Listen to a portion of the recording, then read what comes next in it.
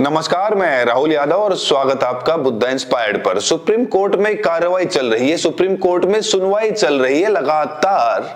जो ये एसआईआर का मामला पश्चिम बंगाल और तमिलनाडु से पहुंचा हुआ है और आज एक बड़ी टिप्पणी की सुप्रीम कोर्ट ने, जिससे सरकार के कान खड़े हो गए होंगे, चुनाव आयोग के सर में और घुटने में दर्द शुरू हो गया होगा। कहा है सुप्रीम कोर्ट ने कि अगर हमें लगा कि गड़बड़ियां हो रही हैं तो जरूरत पड़ने पर हम डेडलाइन बढ़ा सकते हैं। यही सवाल मैं पहले दिन से पूछ रहा हूं कि आखिर सरकार को इतनी जल्दीबाजी क्या है, सुप्रीम कोर्ट ने क्या फैसला आएगा, इस पर अभी कुछ कह पाना मुश्किल काम है। कार्रवाई चल रही है, जैसे जैसे आगे बढ़ेगी मैं अपडेट करता रहूंगा। प्रशांत भूषण जी ने आज ये बात रखी कि एसआईआर की पूरी प्रक्रिया बहुत जल्दीबाजी में की जा रही है, कई बीएलओ आत्महत्या कर चुके हैं वगैरह वगैरह, और इस पर भी सुप्रीम कोर्ट की टिप्पणी थी। आगे क्या होगा मैं बताऊंगा। अगर सुप्रीम कोर्ट में ईसीआई फंसता है तो उसके लिए बहुत मुश्किल होने वाली है। लेकिन असल खबर जो यूपी से आई है विपिन यादव की, वो बिल्कुल चौंकाने वाली है। विपिन यादव आप जानते हैं बीएलओ थे और उनका यह कहना था कि उनके ऊपर लगातार दबाव बनाया जा रहा है। उसके बाद खबर आई कि विपिन यादव ने जहर खा लिया, उनको अस्पताल ले जाया गया और अस्पताल में उनको बचाया नहीं जा सका और अब विपिन यादव इस दुनिया में नहीं है। उसके बाद विपिन यादव के साले का एक वीडियो आया है और ये वीडियो बहुत ज्यादा चौंकाने वाला है। शाम को बात हुई थी तो उन्होंने बोला कि एसडीएम और लेखपाल और बीडीओ ये तीनों मिल करके उनको बुला करके दबाव डालना है उनके ऊपर कि ओबीसी का वोट काटे और बाकी जो है और वोट बढ़ाएं। बाकी वो कहे कि हम जितना पाए हुए हैं जितने हमको मिले हैं हम सबका वोट बनाएंगे, अगर हैं तो, अगर नहीं है तो कोई बात नहीं, बाकी जो है हम उनको वोट बनाएंगे। लेकिन वो बार बार कह रहे हैं हम आपको सस्पेंड कर देंगे, हम आपको पुलिस से उठवा लेंगे, हम आपको ऐसा कर देंगे, वो बार बार धमकी दे रहे थे। यानी इनके साले कह रहे हैं कि विपिन यादव के ऊपर ये दबाव डाला जा रहा था, ये जोर डाला जा रहा था कि विपिन यादव ओबीसी मतदाताओं का वोट काटने का काम करें। विपिन यादव खुद ओबीसी हैं और उनके ऊपर अगर ये दबाव बन रहा था कि ओबीसी वोटर्स को हटाया जाए, तो मैं लिख के दे सकता हूं अगर ये बात सही है जो उनका साला कह रहा है। अगर ये बात सही है तो मैं आपको लिख के दे सकता हूं कि ओबीसीज का और मुसलमानों का और खासतौर पर यादवों का वोट हटाने का काम करवाया जा रहा होगा बीएलओ से प्रेशर देकर। लेकिन ये तभी मैं कह सकता हूं अगर विपिन यादव का साला जो कह रहा है वो सही है, और अगर ऐसा है तो ये बेहद खतरनाक है। लगातार इसकी जो पूरी प्रक्रिया है एसआईआर की, उस पर पूरा सवाल उठ रहा है। लगातार बीएलओज के ऊपर प्रेशर पड़ने की बात आ रही है। आप सोचिए, एक बीएलओ का जिक्र आ रहा है जो एसआईआर सुपरवाइजर था और ये एसआईआर सुपरवाइजर सुधीर था, इसकी शादी होनी थी और शादी के लिए इसने छुट्टी मांगी, शादी तक के लिए इसको छुट्टी नहीं दी गई और उस गुस्से और फ्रस्ट्रेशन में इसने अपनी जान दे दी। आप समझ सकते हैं, अमानवीयता की हद है। अपनी शादी के लिए, जो शादी तय थी उसके लिए भी एक दिन की छुट्टी नहीं दी जा सकती। ऐसी कौन सी आफत आ रही है, ऐसा कौन सा महीने 2 महीने के अंदर यूपी का चुनाव है, इसका जवाब नहीं दिया जा रहा। मामला बहुत साफ लग रहा है कि जबरदस्ती जल्दी से जल्दी एसआईआर करवाया जा रहा है ताकि मनचाहे लोगों को जोड़ा जा सके और अनचाहे लोगों को हटाया जा सके। अगर ये कारण नहीं है तो चलिए जहां चुनाव है वहां समझ लिया जाए, लेकिन यूपी जैसे स्टेट में जहां महीने 2 महीने में कोई चुनाव नहीं होना है, वहां इतनी जल्दीबाजी की क्या जरूरत है। पश्चिम बंगाल में तो अलग तमाशा मचा हुआ है। पश्चिम बंगाल में बात करूं उससे पहले आपको एक वीडियो दिखाता हूं। राज्यसभा के बुलेटिन में ये चीज कल बोला गया है कि तब आप सोचो, हाँ, तब आप सोचो देश में क्या चल रहा है कि जय हिंद और वंदे मातरम जैसे शब्द भीतर नहीं बोलने चाहिए। क्यों नहीं बोलेगा? हमारा पब्लिक का जो रिप्रेजेंटेशन होता है उसमें जय हिंद वंदे मातरम नेशनल सॉन्ग है, तो क्यों नहीं बोलेंगे? हम जय बांग्ला बांग्ला में बोलते हैं, वंदे मातरम कहते हैं, ये हमारा आजादी का स्लोगन है, नेशनल सॉन्ग है। और जय हिंद नेताजी का नारा है, जो नारा लेके हम लोगों ने लड़ा है, अभी भी हमारे देश का नारा है। इसको जो टकराएगा चूर चूर हो जाएगा। जिस वंदे मातरम को लेकर नरेंद्र मोदी तमाशा मचा रहे थे, जिस वंदे मातरम को लेकर सारे मुसलमानों पर सवाल उठाया जा रहा था, अब राज्यसभा का एक बुलेटिन आया जिसमें कहा गया है कि वंदे मातरम और जय हिंद राज्यसभा के अंदर, सदन के अंदर नहीं बोला जाना चाहिए, जिस पर ममता जी की प्रतिक्रिया बहुत कायदे से आप देख चुके हैं। ये देशभक्ति है हमारे देश में। ये सरकार कर रही है कि आप जय हिंद और वंदे मातरम सदन के अंदर नहीं बोल सकते हैं, बाहर के लिए मुसलमानों का सवाल उठाओगे, दुनिया भर के तमाशे करोगे, लेकिन जय हिंद और वंदे मातरम संसद में नहीं बोल सकते हैं। जाहिर है कि ये दोनों बंगाल से जुड़े हुए हैं। जय हिंद का नारा दिया था सुभाष चंद्र बोस ने, और वंदे मातरम जहां से आता है आनंद मठ से, वो भी बंगाल में लिखा गया था, बंकिम बाबू ने इसको लिखा था। मुझे लगता है कि अब इसको मुद्दा बनाएंगी और पूरी तरह से चुनाव में भुनाएंगी ममता दीदी। ममता दीदी वैसे भी SIR को लेकर और बाकी सारी चीजों को लेकर बहुत ज्यादा एक्टिव हो गई हैं। एक रैली थी 25 तारीख को जिसमें उन्होंने बीजेपी को खुली धमकी दी है। उन्होंने कहा है कि अगर बीजेपी बंगाल में मुझे नुकसान पहुंचाने की कोशिश करेगी तो मैं पूरे भारत में उसकी नींव हिला दूंगी।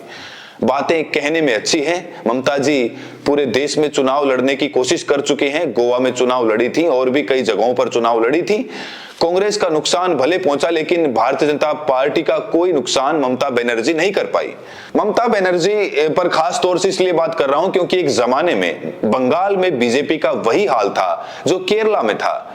एक सीट नहीं मिलती थी बंगाल में, कोई बीजेपी का नाम लेने वाला नहीं था। उसके बाद अटल बिहारी वाजपेयी की गवर्नमेंट आई, उसमें ममता बनर्जी ने समर्थन दिया और इस तरह से भारतीय जनता पार्टी के लिए रास्ता खोल दिया बंगाल के अंदर। जब तक ममता बनर्जी के साथ रही भारतीय जनता पार्टी, तब तक साथ रही। जब अलग हो गई ममता बनर्जी तो भारतीय जनता पार्टी बंगाल में पैठ बना चुकी थी। उनकी ही पार्टी से कई लोगों को तोड़ लिया और बंगाल में भारतीय जनता पार्टी बेहद मजबूत बनकर उभरी।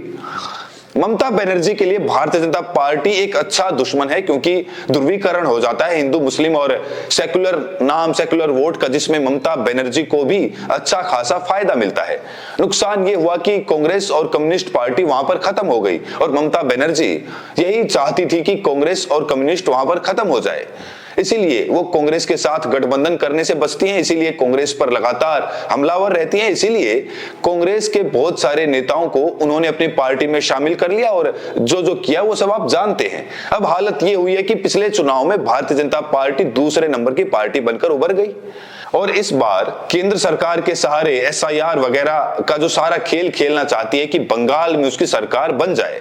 अब ममता बनर्जी जी को भारतीय जनता पार्टी का भय सताना शुरू हुआ है और वो इस तरह के डायलॉग दे रही हैं कि बंगाल में मुझे नुकसान पहुंचाने की, अरे भाई जब चुनाव लड़ेगी तो आपको नुकसान पहुंचाने के लिए ही करेगी ना। चुनाव लड़के ममता बनर्जी को मुख्यमंत्री बनाने की बात तो नहीं करेगी भारतीय जनता पार्टी, तो पूरे देश में उसकी नींव हिलाने से अब तक आपको कौन रोक रहा था? इसका मतलब यह है कि अभी तक आपकी और बीजेपी के बीच में समझौता था कि बंगाल में वो आपको नुकसान ना पहुंचाए और देश में आप उनको नुकसान नहीं पहुंचाएंगी। और अब भारतीय जनता पार्टी अपनी आदत के अनुसार जब उंगली पकड़ के पहुंचे तक पहुंच गई है तो ममता जी को यह समस्या हो रही है कि कहीं बंगाल में उनकी सरकार ना चली जाए।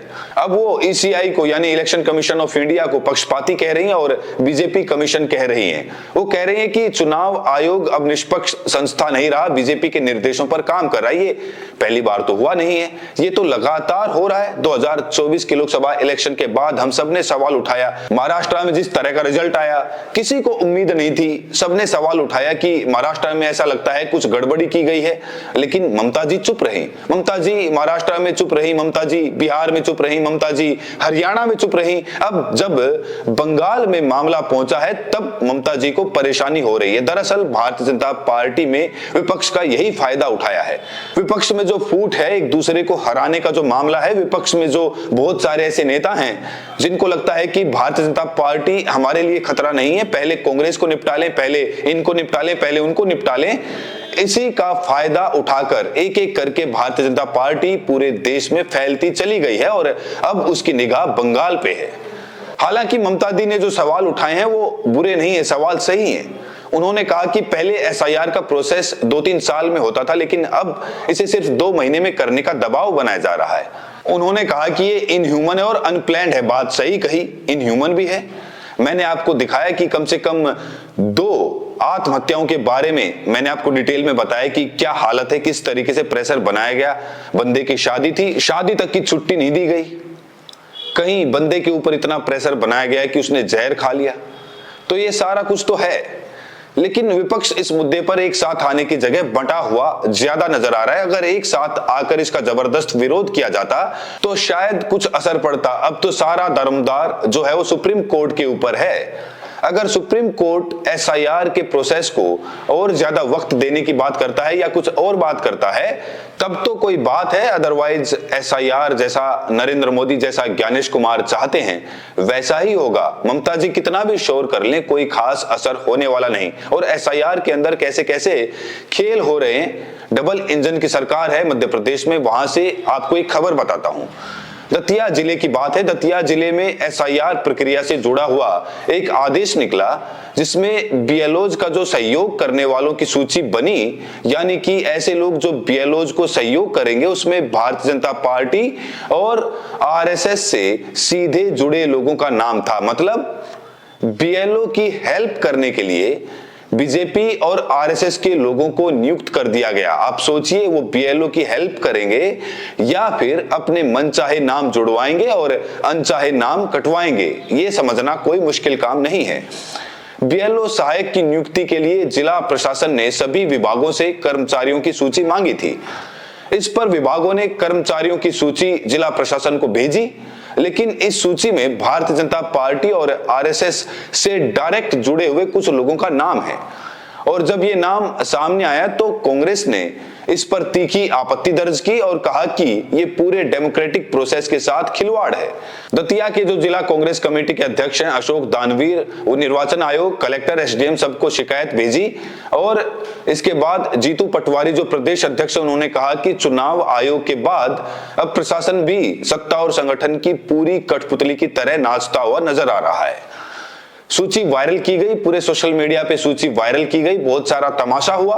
और उसके बाद एसडीएम ने जो आदेश जारी हुआ था बीएलओ सहायकों की नियुक्ति का, वो तुरंत रद्द किया। दतिया के कलेक्टर हैं स्वप्निल वानखेड़े, उन्होंने बताया कि सहायक के लिए जो सूची बनाई गई थी उसमें कुछ लोग पॉलिटिकल पोस्ट पे थे, यानी कि बीजेपी और आरएसएस से सीधे जुड़े हुए थे और इसीलिए उस आदेश को निरस्त कराया गया। अब जांच वगैरह करने की बात हो रही है। जो पकड़ में आ गया उसकी तो जांच भी हो जाएगी, निरस्त भी हो जाएगा। लेकिन बहुत साफ है कि अंदर अंदर ये खेल चल रहा है कि इस पूरे प्रोसेस में आरएसएस और बीजेपी के लोग शामिल हैं और वो लोग शामिल होकर उन सूचियों में जो नई मतदाता सूचियां बन रही हैं उसमें ऐसे लोगों को जोड़ें जो भारतीय जनता पार्टी को वोट देंगे, भले वो महाराष्ट्र के रहने वाले हों, पंजाब के रहने वाले हों, यूपी के रहने वाले हों। और ऐसे लोगों का नाम हटा दिया जाए जिनके बारे में ये माना जाता है या जिनसे ये उम्मीद है कि वो भारतीय जनता पार्टी को वोट नहीं देंगे। ये सारा खेल लगातार एसआईआर के नाम पर चल रहा है।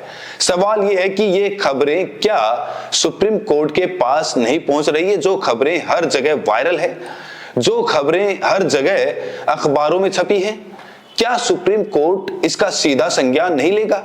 क्या सुप्रीम कोर्ट सीधे सीधे ये पूछ नहीं सकता है कि भैया ये बताओ, इसको 2 महीने में इतनी जल्दी खत्म कराने की क्या तेजी है? ऐसी कौन सी जल्दी है कि इसको 2 महीने में ही पूरा कराना है? ये सवाल तो कम से कम सुप्रीम कोर्ट पूछ ही सकता है। पिछली बार भी एसआईआर का मामला बिहार चुनाव से पहले सुप्रीम कोर्ट में गया था, कहीं कोई फैसला नहीं आया।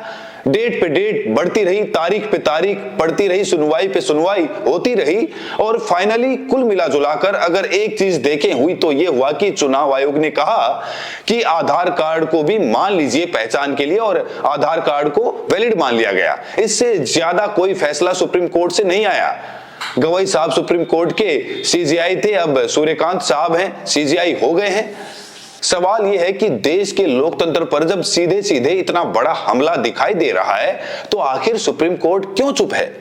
क्या सुप्रीम कोर्ट को यह दिखाई नहीं दे रहा कि बीएलओज के ऊपर प्रेशर इतना ज्यादा पड़ रहा है कि वो बियर नहीं कर पा रहे हैं? क्या सुप्रीम कोर्ट को यह दिखाई नहीं दे रहा कि बीएलओज अपनी जान दे रहे हैं कोलकाता की बात बताऊं, मंगलवार को बीएलओज ने वहां पर मुख्य चुनाव अधिकारी कार्यालय के सामने एसआईआर वर्कलोड के खिलाफ विरोध प्रदर्शन किया। प्रदर्शनकारियों का आरोप था कि उन पर जो प्रेशर पड़ रहा है वो बहुत ज्यादा है, लेकिन उनको वहां तक पहुंचने नहीं दिया गया और उसके पहले ही बसों में भरकर हटाया गया। अब हालत यह है कि बंगाल के जो मुख्य चुनाव अधिकारी हैं कि उनको खतरा है और उनकी सुरक्षा बढ़ाई जाए।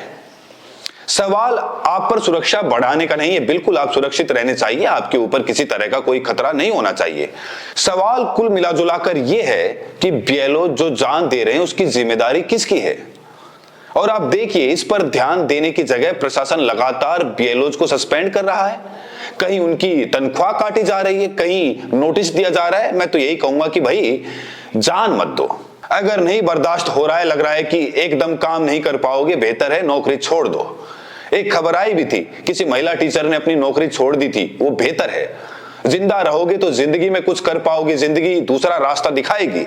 कोर्ट में चले जाओ, प्रेशर के खिलाफ कुछ भी करो, लेकिन जान मत दो, क्योंकि एक बार जान चली गई तो वापस लौटकर कुछ नहीं आना है। आप सोचिए, जिस आदमी ने शादी से पहले अपनी जान दे दी, जिस लड़की से शादी होने वाली है थी उनकी, उसके ऊपर क्या गुजरेगी? दाग लग गया उसके ऊपर हमेशा के लिए। जिससे शादी होने वाली थी उसने अपनी जान दे दी, ना वो बेचारी शादीशुदा है ना विधवा है, अजीब व गरीब स्थिति है उसकी। तो अपने लोगों को ऐसी स्थिति में डालकर जान देने की जरूरत नहीं है। लड़ सके तो लड़िए और नहीं लड़ सके तो नौकरी छोड़ दीजिए, कोई और नौकरी मिल जाएगी, कोई और काम मिल जाएगा। जिंदगी है, हाथ है, पांव है, दिमाग है, तो काम करने के लिए कमी नहीं है, कोई ना कोई काम मिल ही जाएगा, कितनी भी बेरोजगारी हो देश में। लेकिन सवाल उसका नहीं है, सवाल लोकतंत्र का है। और सवाल मैं बार बार कह रहा हूं कि राहुल गांधी या ममता बनर्जी का नहीं, आपका है। इस लोकतंत्र में वैसे भी हमको क्या अधिकार मिला है? 5 साल में एक बार जाकर वोट डालने के अलावा कोई और अधिकार तो मिला नहीं है। वो भी अधिकार अगर छिन जाए, अगर वोटिंग भी ऐसे ही होने लगे कि मनचाहे वोट देंगे और अनचाहों का वोट काट दिया जाएगा, तो इस देश में लोकतंत्र के नाम पर क्या बचेगा? कुछ नहीं बचेगा। इसलिए मैं लगातार कोशिश कर रहा हूं कि एसआईआर पर जितनी अपडेट्स आए आपसे साझा करूं, अपनी आवाज उठाऊं। आप भी जहां हैं सोशल मीडिया पर या समाज में आवाज उठाइए, एसआईआर में गड़बड़ियां रोकने के लिए सारी कोशिशें कीजिए, क्योंकि चुनाव आयोग की तो छोड़ दीजिए, लेकिन अगर वोटर लिस्ट ही सही नहीं होगी तो चुनाव कहां से सही होगा? और अगर चुनाव सही से नहीं होगा तो लोकतंत्र कैसे बचेगा? कल संविधान दिवस था, मेरी अपील मानिए, जहां भी हैं एसआईआर की लिस्ट को सुधरवाने के लिए, एसआईआर में जो गड़बड़ियां हो रही हैं उनके बारे में बोलने के लिए अपनी आवाज उठाइए, जान मत दीजिए, लड़िए, संघर्ष कीजिए। ये देश आपका है, ये लोकतंत्र आपका है। आज के लिए इतना ही। बाकी आप ये वीडियो देश के किस कोने से देख रहे हैं, प्रतिक्रिया जरूर दें। बहुत बहुत शुक्रिया।